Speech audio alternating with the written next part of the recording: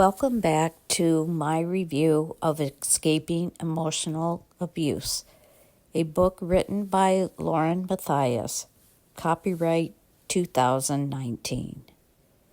This is episode 7, and I will only be covering chapter 15 in this episode.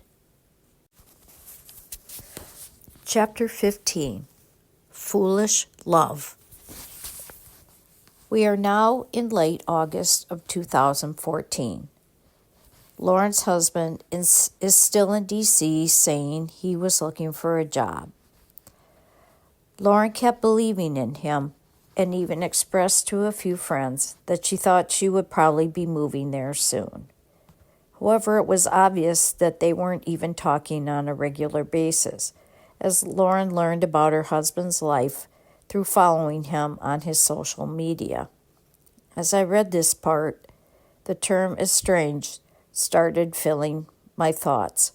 Lauren and her husband weren't living together or communicating, and their lives were getting more and more separate. Around this time, Lauren traveled to Salt Lake City to testify in her father's federal sentencing.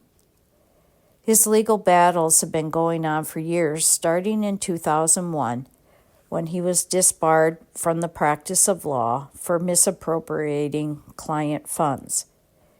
In 2014, a federal judge sentenced her father to 5 months in prison on his conviction of 27 fraud-related charges after crediting him with the nearly 4 years he had already spent in state prison on a separate conviction. Lauren provides very little detail about her father's crimes in this book. She loved him and she supported him. Not surprisingly, she got no support from her husband during this difficult time, and once again had to lean on her Aunt Ruth Ann, who was always there for her. Lauren relates that her current health insurance did not provide for any visits to a therapist, and the anti-anxiety medicine she had been taking had become too expensive for her. To cope with her life, she started drinking and watching Dateline 2020 episodes when she got home from work.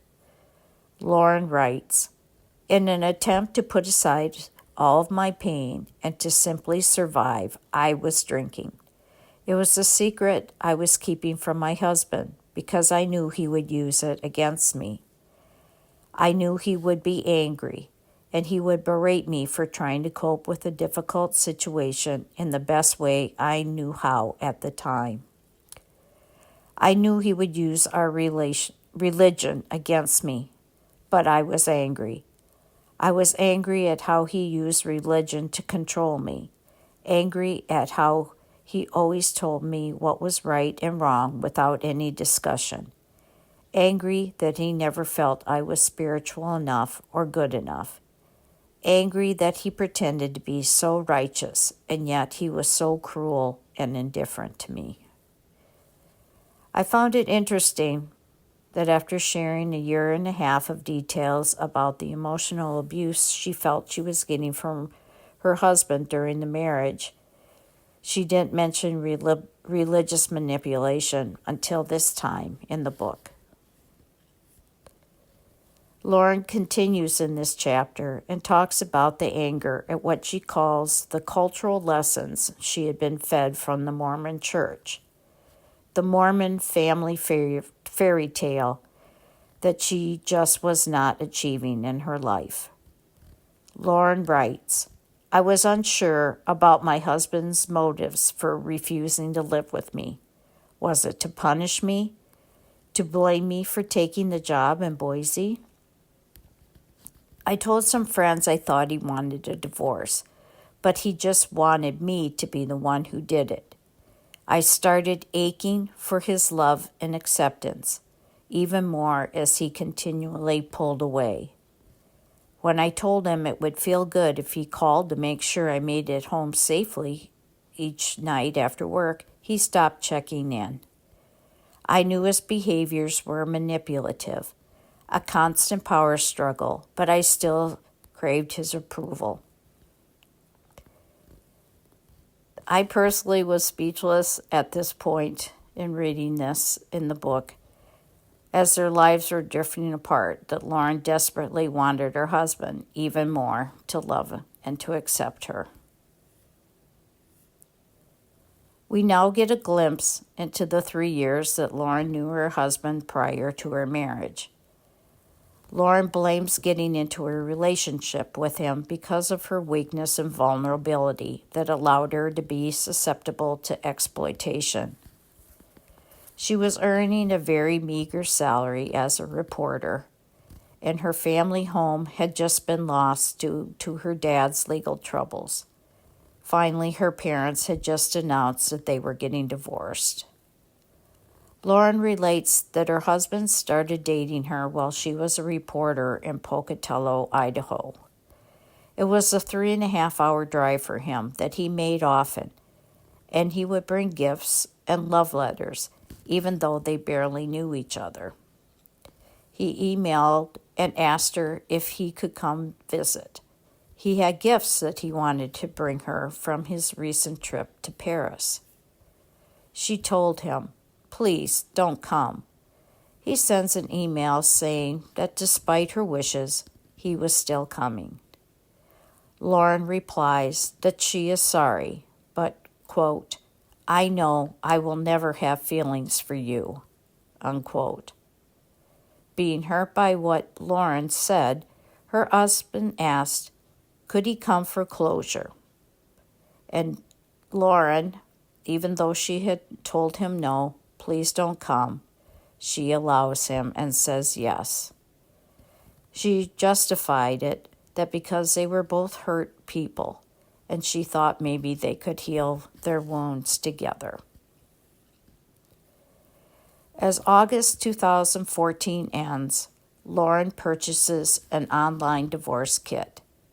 One would think divorce for them would be pretty simple. They really had no assets and mostly debt. One night, when Lauren was feeling especially desperate, she calls her husband and talks to him about how lonely she is, and that she's told others that she was hoping he would come live with her soon in Boise. Her husband again points out that she had left the marriage and that his plan was never to go to Boise. He was trying really hard to get a job in D.C. and expected that he would have an apartment soon. Lauren wondered if her husband would like her to come and be with him. He says to her, "Our relationship has been really difficult, and we've always had a lot of problems. But yes, I hope that if we get together again, we can fix all our problems we're having." Lauren replied, "I don't want to be with someone who always thinks our relationship isn't good. This makes me so sad, and I always feel so bad." She then goes on and says, "I don't think I can do this anymore." Her husband responds to Lauren, "Come on, don't do this to me right now. You know how hard I'm working to get a job. You could come out to Washington, D.C. if you really wanted to." Lauren finally realizes that she could no longer live in such turmoil. She either had to divorce him or she had to move to D.C. and trust he was on the path he had promised her.